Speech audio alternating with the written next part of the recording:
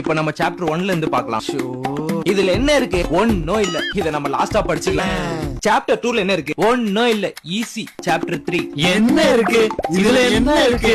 அதானே. டேய் முட்டாள் பசங்களா, இருக்கறதுல சாப்டர் 3 தான்டா கஷ்டம். சாப்டர் 3 கஷ்டமா இருக்கிறதுனால இதுவும் நம்ம லாஸ்டா படிச்சுக்கலாம்.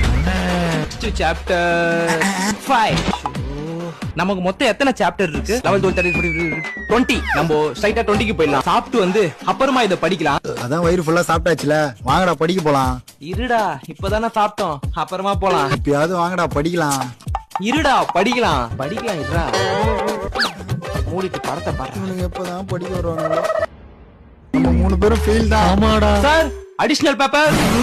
சார், அங்க 2 முட்டாள் பசங்க உட்காந்துட்டு இருக்காங்க. டைம் பாஸ் பண்றதுக்குன்னு எக்ஸாம் ஹாலுக்கு வராங்க சார். குரூப் ஸ்டடீஸ்ல யாராச்சும் படிக்க முடியுமா சார்? படிக்க முடியாது. அதனாலதான் ஒரு மாசம் முன்னாடி எல்லா சாப்டரும் தரவா படிச்சுங்க.